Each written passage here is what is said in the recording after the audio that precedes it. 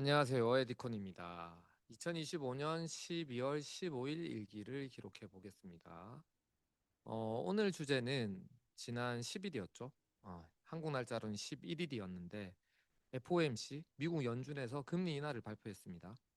그 금리 인하와 관련해서 미국 나스닥 지수 그리고 S&P와 같은 미국 주식의 흐름이 앞으로 어떻게 될지 한번 예상해 보는 시간을 가지려고 하고 있습니다. 일단 결론부터 먼저 말씀드리면 저희 반 아이들한테는 10일 이전부터 계속해서 이 금리 인하 발표를 우리가 주의 깊게 봐야 된다는 이야기를 했었고, 금리를 인하하든 그리고 금리를 동결하든 선생님이 볼 때 주식 시장이 그닥 좋아지진 않을 거라고 계속해서 이야기해주고 있었습니다. 좀 더 시간이 필요해라는 이야기를 계속 해주고 있었거든요. 그런데 정말 지금 금리 인하 발표하고 거의 한 3일 정도가 지났는데, 금리 인하 발표한 첫날 조금 한 1% 정도 나스닥 지수 오르다가 지금 이틀 연속 계속 떨어지고 오늘도 지금 떨어지고 있는 상황입니다. 제가 예상한 대로 뭐 금리 인하를 하였는데 별로 좋아지지는 않고 있는 상황이고요. 저의 예측은 그래서 한 달 정도는 더 아직 올라가지 못하고 계속 조금 장이 안 좋을 거라고 예상하고 있습니다.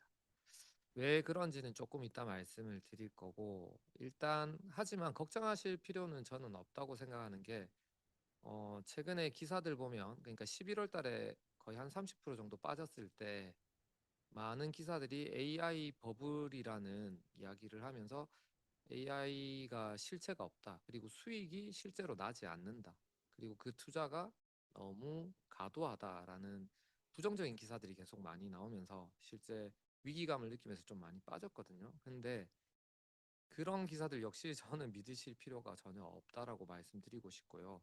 AI 버블은 아직 깨지지 않았습니다. 내년 시장은 저는 정말 좋을 거라고 보고 있거든요. 일단 미국의 유동, 그러니까 풀려 있는 돈이라고 해야 돼. 금리도 낮아지고 있지만 지금 트럼프가 극단적인 돈 푸는 정책을 하고 있기 때문에 엄청 그 시장에 돈이 많이 풀려 있습니다. 그래서 내년에는 분명히 장이 더 좋아질 거고 금리도 계속해서 내릴 거거든요. 그래서 한국 수준, 한국이 지금 2.75% 정도 되지 않습니까? 그 이하까지도 계속 내려갈 거기 때문에 내년에는 분명히 장이 좋아질 거라는 거. 단지 지금 금리 인하 12월 금리 인하를 발표한 직후에 좋아지지는 않을 거라고 생각했던 게 저의 예상이었고 지금 그 흐름대로 가고 있습니다. 그 이유를 말씀드리면, 일단 제가 1년 동안의 나스닥 지수 변화를 보여드리고 있는데 거의 1월 달부터 11월 달까지 1년 동안 쉬지 않고 올랐거든요. 그래서 제가 바라보던 종목들은 뭐 많은 거는 10배, 그리고 제가 찍었던 종목들 일부들은 5배, 그리고 좀 대형주들은 다 2배 이상은 올랐거든요, 지금. 그러니까 미친 듯이 올랐다고 생각하시면 될 것 같고요. 그래서 한 번쯤 쉬어가야 되는데 그 쉬어가는 타이밍이 지금 왔다고 생각하시면 될 것 같아요.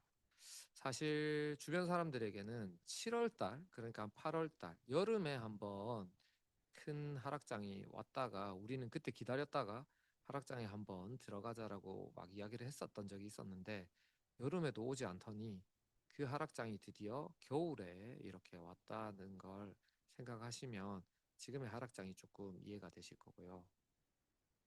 두 번째 이유는 아직 기관들이 매력적인 투자 시점이라고 생각하지 않는다는 겁니다.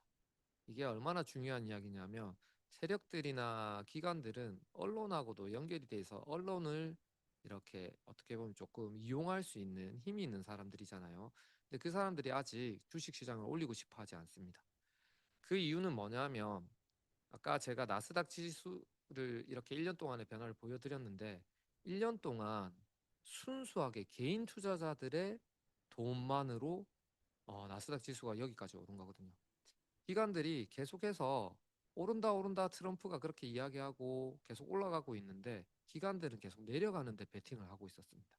그러니까 지난 1월부터 내려가는데 베팅을 해서 오히려 가지고 있던 걸 팔았고, 그리고 계속 올라가는 장에서도 사지를 않았어요.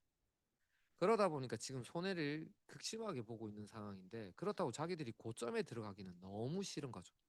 그래서 11월 달에 드디어 이제 저점이 살짝 내려오면서 저점을 좀 찍으니까 기관들이 살짝 맛을 보면서 들어오긴 했는데 아직도 많이 들어오지 않았어요. 이유는 뭐냐면 이 가격이 아직 매력적인 가격이라고 생각하지 않는 겁니다.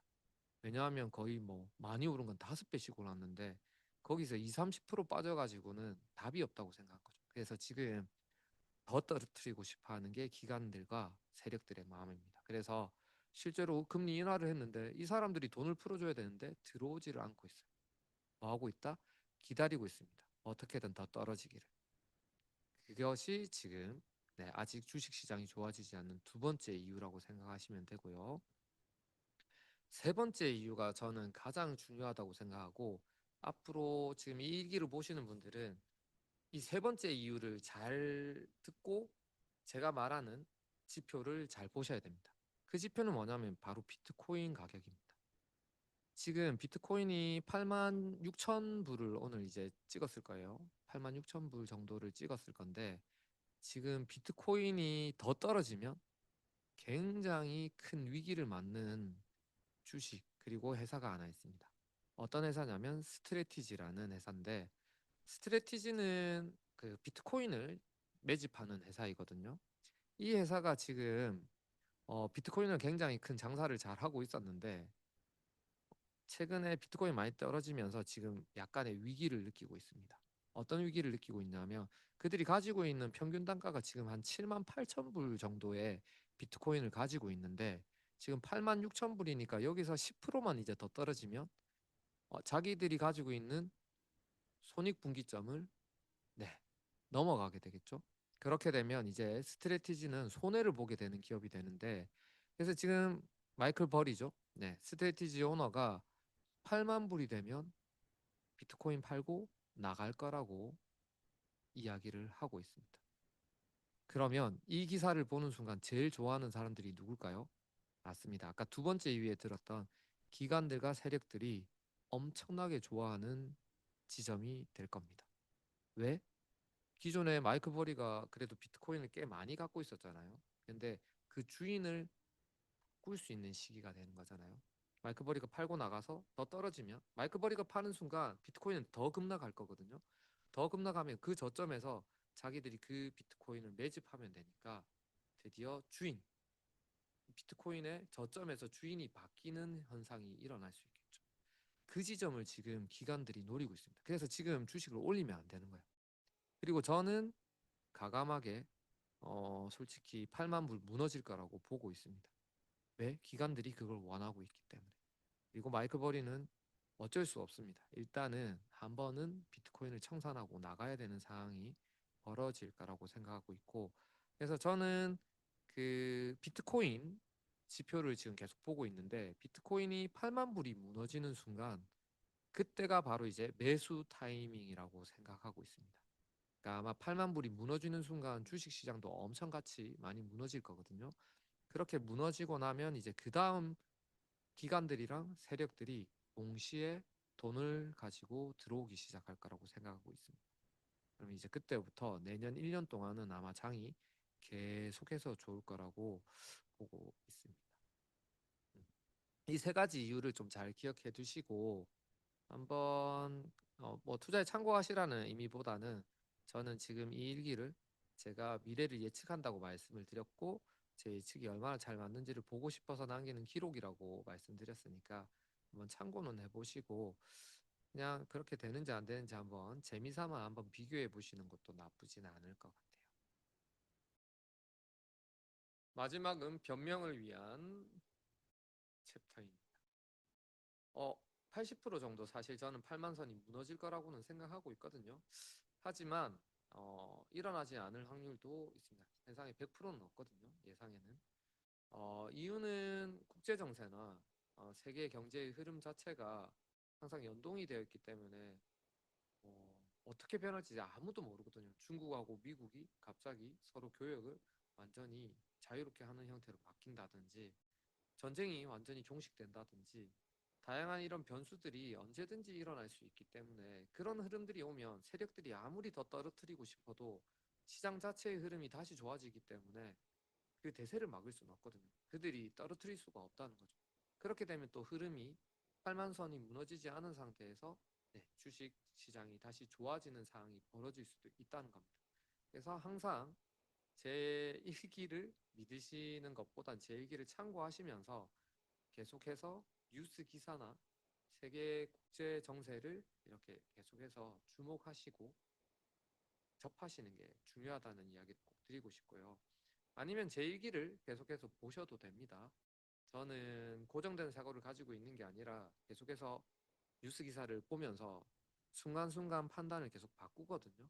그러니까 어떤 지표나 시그널들을 통해서 이제 흐름이 다시 바뀌었네라는 판단을 저는 내리면서 가고 있기 때문에 계속해서 저희 일기를 아마 참고하셔가지고 만약에 제가 그런 흐름이 바뀌는 어떤 징후나 지표들이 나오면 또 말씀을 드릴 거니까 그런 부분들을 고려하시면서 미래를 같이 한번 생각해 보시면 더 좋을 것 같습니다.